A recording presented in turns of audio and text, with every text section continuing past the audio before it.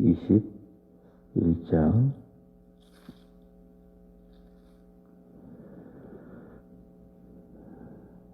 21절부터 34절까지입니다. 민수기 21장 21절부터 34절 35절까지. 이스라엘이 아모리 왕 시혼에게 사신을 보내어 이르되 우리에게 당신의 땅을 지나가게 하소서. 우리가 밭에든지 포도원에든지 들에 들어가지 아니하며 물도 마시지 아니하고 당신의 지경에서 다 나가기까지 왕의 큰 길로만 지나가리이다 하나, 시혼이 이스라엘이 자기 영토로 지나감을 용납하지 아니하고 그의 백성을 다 모아 이스라엘을 치러 광야로 나와서 아하스에 이르러 이스라엘을 치므로 이스라엘이 칼날로 그들을 쳐서 무찌르고 그 땅을 아르논에서부터 야보까지 점령하여 암몬 자손에게까지 미치니 암몬 자손의 경계는 견고하더라. 이스라엘이 이같이 그 모든 성읍을 빼앗고 그 아모리인의 모든 성읍 헤스본과 그 모든 촌락에 거주하였으니 헤스본은 아모리인의 왕 시혼의 도성이라. 시혼이 그 전 모압 왕을 치고 그의 모든 땅을 아르논까지 그의 손에 빼앗았더라. 그러므로 시인이 읊어 이르되 너희는 헤스본으로 올지어다. 시온의 성을 세우고 견고히 할지어다. 헤스본에서 불이 나오며 시혼의 성에서 화염이 나와서 모압의 아르를 삼키며 아르논 높은 곳에 주인을 멸하였도다. 모압아 내가 화를 당하였도다. 그 모습 백성아 내가 멸망하였도다. 그가 그의 아들들을 도망하게 하였고 그의 딸들을 아모리인의 왕인 시혼의 포로가 되게 하였도다. 우리가 그들을 쏘아서 헤스본을 디본까지 멸하였고 메드바에 가까운 노바까지 황폐하게 하였더라. 이스라엘이 아모리인의 땅에 거주하였더니 모세가 또 사람을 보내어 야세를 정탐하게 하고 그 촌락들을 빼앗고 그곳에 있던 아모리인을 몰아내었더라. 그들이 돌이켜 바산길로 올라가매 바산왕 옥이 그의 백성을 다 거느리고 나와서 그들을 맞아 에드레이에서 싸우려 하는지라. 여호와께서 모세에게 이르시되 그를 두려워하지 말라. 내가 그와 그의 백성과 그의 땅을 내 손에 넘겼나니 너는 헤스본에 거주하던 아모리인의 왕 시혼에게 행한 것 같이 그에게도 행할지니라. 이에 그와 그의 아들들과 그의 백성을 다 쳐서 한 사람도 남기지 아니하고 그의 땅을 점령하였더라. 아멘. 오늘 읽을 말씀은 함께 읽은 민수기 21장 전체를 읽으시는 겁니다. 그리고 시편 60편 61편 그리고 이사야 10장 5절에서 마지막 34절까지 그 다음에 야고보서 4장입니다. 오늘 말씀의 주제는 승리입니다. 승리. 함께 읽은 민수기 21장은 전쟁에서 승리하는 이스라엘의 이야기입니다.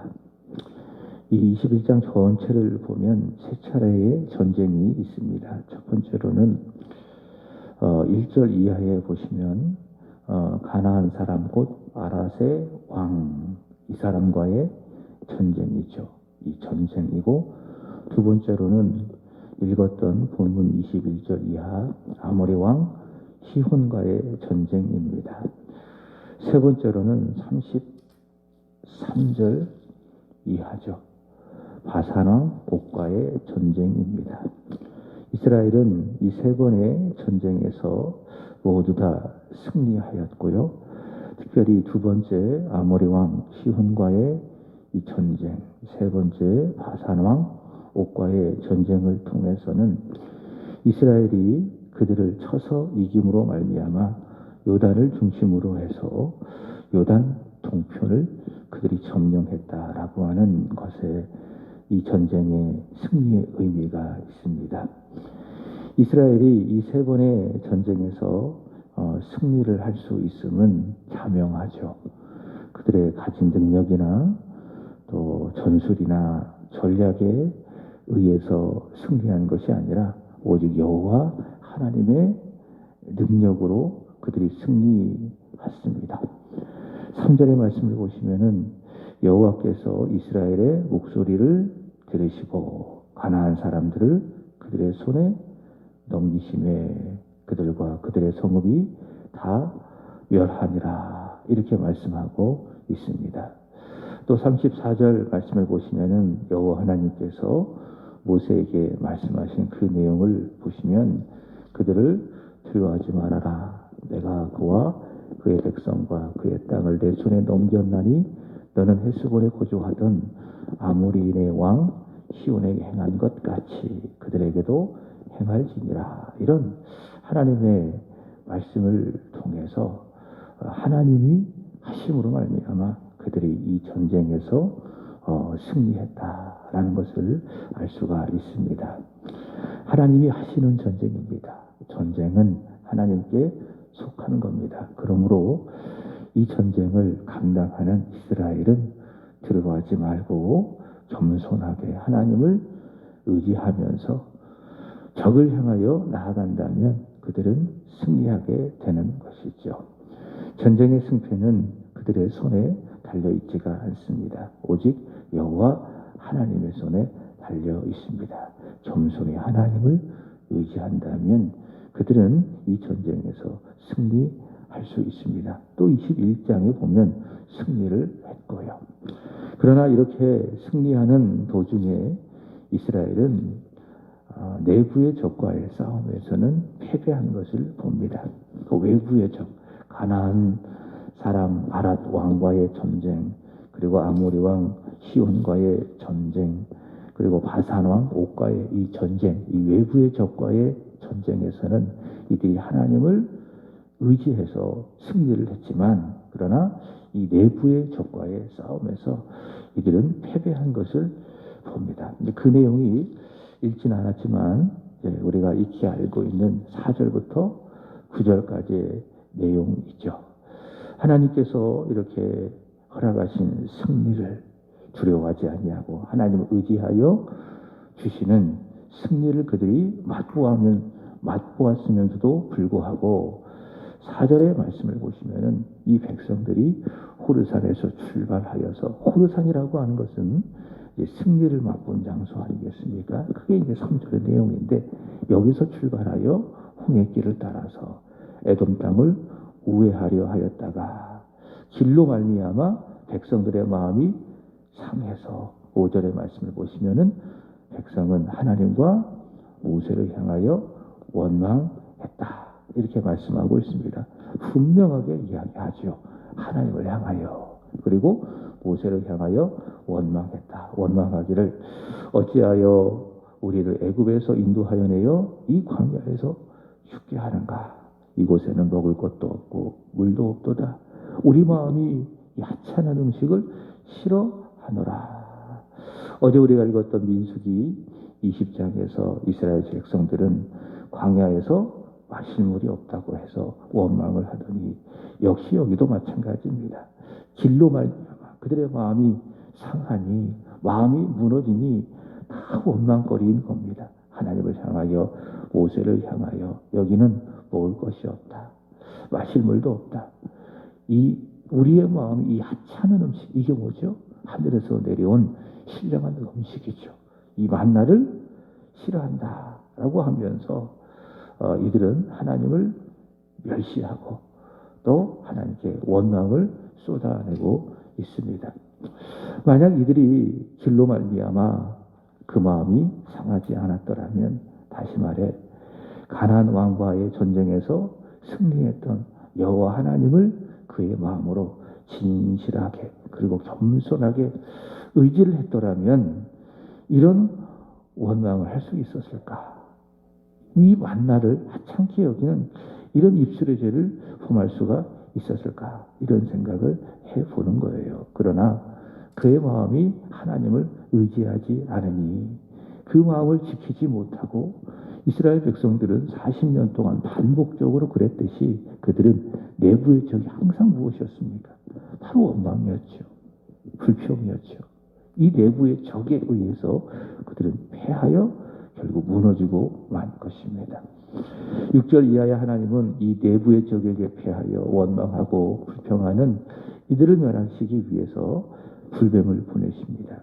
그래서 6절 보시면은 그 뱀에 물려 죽은 자가 많았더라 이렇게 말씀하고 있습니다. 여호와께서 불뱀들을 백성 중에 보내어 백성을 물게 하심으로 이스라엘 백성 중에 죽은 자가 많았더라. 자, 그러자 7절 말씀을 보면 그들이 모세를 향하여 간곡하게 부탁합니다. 우리가 여호와와 당신을 향하여 원망함으로 범죄하여 싸우니 여호와께 기도하여 이 뱀들을 우리에게 떠나가게 하소서. 이렇게 그들이 간곡하게 부탁을 하고 그러자 모세가 기도를 하죠.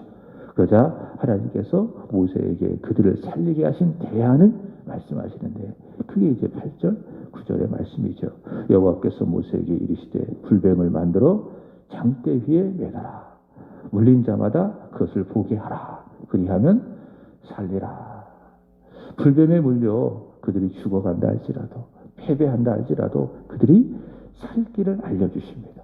그것은 바로 장대에 날린 불뱀, 놋뱀을 보는 것이죠.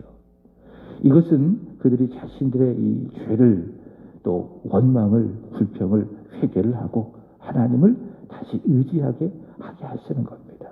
하나님을 의지하게 하시는 겁니다. 그러면 다시 승리할 수 있다. 다시 살 수 있다. 이것을 말씀하는 것이죠. 그러니까 내부의 적에서 이들이 실패했잖아요. 죄를 짓고 원망하고 불평하고.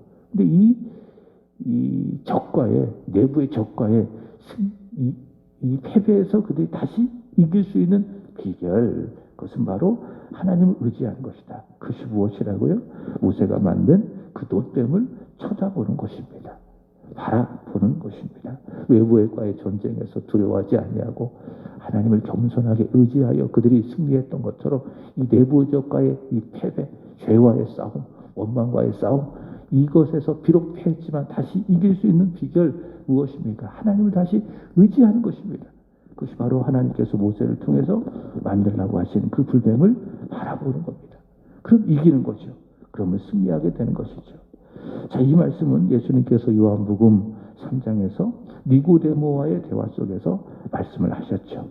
요한복음 3장 14절부터 15절의 말씀을 보시면은 모세가 광야에서 뱀을 든 것 같이 바로 이 말씀을 배경으로 하는 것입니다. 모세가 광야에서 불뱀을 높이 든 것 같이 놋뱀을 높이 든 것 같이 인자도 들려야 하리니 이는 그를 믿는 자마다 영생을 얻게 하려 하심이라. 십자가에 들리신 예수 그리스도, 그를 믿는 자가 영원한 생명을 얻는 겁니다. 이스라엘 백성들이 광야에서 불뱀에 물려 죽어가고 있을 때에 모세가 들린 이 돛뱀을 보는 자마다 사는 것처럼 하나님께서 보내신 하나님의 아들 예수 그리스도가 우리를 위하여 우리를 대신하여 십자가에 들리실 것인데 누구든지 그를 보는 자마다 다시 살게 되는 것이죠. 영생을 얻게 되는 것이죠. 인생을 살아가면서 다가오는 모든 싸움이 있습니다. 우리에게 있어서 그것이 경제적인 싸움이 될 수도 있고 사람들과의 이 관계적인 싸움이 될 수도 있을 것이고 여기 이스라엘 백성들처럼 내 안에 내적인 싸움, 내 마음을 지켜가는 그런 싸움, 이것이 원망이 될 수 있을 것이고 불평이 될 수도 있을 것이고 우리는 이 모든 싸움에 임하게 되어지는데 우리의 힘으로 우리의 능력으로 우리가 가진 전략으로 이 싸움을 이길 수가 없습니다. 우리가 알잖아요. 우리가 얼마나 연약한 존재인지. 외외 적과에서도 우리는 싸워 이기기가 참 어렵다. 경제적인 또 관계적인 사람들과의 그런 관계 속에서 살아가는 그 싸움들, 또 내 안에 일어나는 많은 그런 싸움들, 이 싸움에서 우리가 쉽게 이기기가 어렵다. 그러므로 우리는 이 싸움에서 우리는 이김을 주시는 하나님만을 의지해야 됩니다. 앞서 우리가 찬송했던 것처럼 세월 지나갈수록 점점 깨달아 알잖아요. 우리가 의지할 것은 내 자신이 아니라 또 내 밖에 어떤 외적인 것들, 어떤 상황적인 것들, 사람이 아니라 오직 여호와 하나님만을 의지해야 된다는 것을 우리는 잘 알고 있지 않습니까? 두려워하지 말고 우리에게 늘 이김을 주시는 여호와 하나님을 의지할 때에 우리는 모든 이 싸움에서 승리하게 됩니다. 시편 60편에 보면 다윗은 전쟁의 승패가 오직 하나님께 달려있음을 고백하면서 그도 역시 겸손히 하나님을 의지하고 있습니다. 다윗은 전쟁을 잘하는 용사죠. 용맹한 용사죠. 자, 그렇지만 시편 60편의 말씀을 쭉 읽다가 보면 그는 이 전쟁에서 패배를 했다라는 것을 알 수가 있습니다. 시편 60편 10절에 보면 하나님이여 주께서 우리를 버리지 아니하셨나이까? 하나님이여 주께서 우리 군대와 함께 나아가지 아니하시나이까? 이런 말씀을 보면 다윗이 전쟁에 임했는데 그 전쟁에서 패한 것을 알 수가 있습니다. 다윗은 전쟁에 능한 용사랄지라도 하나님이 돕지 아니하신다면, 하나님이 이 전쟁에서 함께하지 않는다면 자신은 패배할 수밖에 없음을 알고 있습니다. 그래서 그는 간절히 하나님을 이 60편, 10편을 통해서 의지하는 것이죠. 하나님이 하셔야 합니다. 하나님께서 이 전쟁을 행하셔야 제가 이 전쟁에서 이길 수가 있습니다. 저의 힘으로, 제 용맹으로, 제가 가진 전략으로 이 전쟁에서 이길 수가 없습니다. 하나님이 하셔야 합니다. 다윗은 겸손히 하나님을 의지합니다. 시편 61편에서 다윗은 땅끝에 있습니다. 아마 이 땅끝은 예루살렘에서 멀리 떨어진 바로 그곳을 다윗은 땅끝이라고 이야기하는데 이곳에서도 다윗이 가지는 믿음 무엇입니까? 그것은 바로 하나님을 의지하는 겁니다. 전쟁과 같은 큰 싸움에서도 그는 하나님을 의지했고 그래서 이겼고 그 누구도 없는 땅끝에서도 다윗은 하나님만을 의지했습니다. 하나님을 의지할 때에 전쟁에서 승리할 수 있을 것이고 땅끝에서도 하나님을 의지할 때에 두려워하지 않을 수 있는 것이죠. 그러나 하나님을 의지하지 않는 것, 이것이 무엇인가? 이것이 바로 죄다. 이것이 바로 교만이다. 그리고 그 죄의 삭은 죽음이요 패배죠. 간단합니다. 하나님의 백성이 하나님께 속하여 하나님을 의지하면은 전쟁에서 모든 싸움에서 이길 수가 있다. 그러나 하나님을 의지하지 않는다면 그 자체가 교만이요 죄요 또 죄의 삭은 사망이기 때문에 반드시 패배한다. 앞서 확인한 광야 이스라엘 백성들을 보시기 바랍니다. 외부의 적과 하나님을 의지했잖아요. 거기에서 승리했잖아요. 그러나 내부의 적 마음이 상하고 그러니 교만해지고 원망하고 불평하고 그래서 망하지 않았습니까? 불뱀에 물려서 패하지 않았습니까? 이사야 10장 3절에서 34절까지 아수르의 교만을 말하고 있습니다. 하나님을 의지하지 아니하는 아수르의 교만, 그래서 망하는 아수르를 이야기합니다. 하나님은 이스라엘을 징계하시기 위해서 아수르를 사용하셨죠.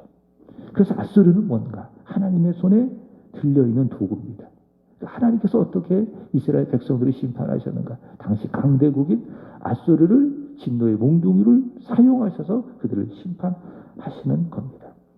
이사야 10장 5절의 말씀을 보시면은 아수르 사람은 화 있을진저 그는 내 진노의 막대기요 그 손에 몽둥이는 내 분노라. 그러니까 진노의 막대기예요. 하나님의 분노를 이스라엘 백성들에게 쏟아붓는 징계의 도구가 아수르입니다. 하나님은 아수르를 통해서 이스라엘과 더 나아가 유다를 징계하는 겁니다. 근데 이 아수르가 자기를 그렇게 징계의 도구로 사용하시는 하나님을 알지 못하고 자기들 스스로 이런 힘을 갖고 있는지 교만해졌어요. 자기가 이런 능력을 갖고 있다. 그래서 유다를 그리고 이스라엘 백성들을 이길 수 있다. 이렇게 스스로 교만해졌습니다. 이사야 10장 15절의 말씀을 보면 도끼가 어찌 찍는 자에게 스스로 자랑하였으며 톱이 어찌 켜는 자에게 스스로 큰 채 하겠느냐. 그러니까 이게 아수르라는 거죠. 도끼가 스스로 자랑하고 있다. 톱이 켜는 자에게 스스로 큰 채 하고 있다. 그러니까 막대기가 있어요. 막대기가 앗수르예요. 그것을 붙들고 있는 분이 하나님이신데 막대기가 자기를 붙들고 있는 하나님을 움직이려 하고 있다. 몽둥이가 그 몽둥이를 붙잡고 있는 그 사람을 움직이려 하려고 있다. 이게 뭐예요? 이게 교만이잖아요. 하나님께서 앗수르를 붙들어서 유다를 징계하고 있는데 이 붙든 몽둥이인 앗수르가 마치 자기가 하나님이 없는 것처럼 스스로 힘이 센 양 그렇게 하고 있으니 이것이 교만이요? 이것이 죄가 아니겠는가? 하나님은 바로 이 죄에 대하여 이 교만에 대하여 심판을 하시는 것이죠. 사람의 손에 들린 막대기는 겸손해야 되는 겁니다. 앗수르는 겸손해야 되는 겁니다. 우리가 잘나서 우리가 힘이 있어서 이런 것이 아니다. 하나님이 붙들어 주셔야 한다. 겸손히 하나님을 의지해야 되는 것입니다. 우리는 막대기에 불과하다. 하나님이 우리를 들어 쓰신다. 이런 겸손함이 있어야 되는 겁니다. 그러나 앗수르에게는 그런 겸손함이 없죠. 그들은 교만했죠. 교만해서 자기 스스로 힘에 의해서 움직여가는 것처럼. 이게 앗수르의 교만. 결국 앗수르는 멸망당할 것입니다. 오늘 말씀의 결론입니다. 야고보서 4장 10절입니다. 하나님은 교만한 자, 하나님을 의지하지 않는 자를 물리치십니다. 다시 말해 모든 일에 패배하게 하십니다.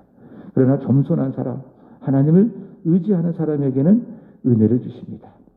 승리하게 하십니다. 오늘 하루 모든 일에 하나님을 의지하면서 모든 일에 승리하게 되기를 주님의 이름으로 축복합니다. 기도하겠습니다. 하나님,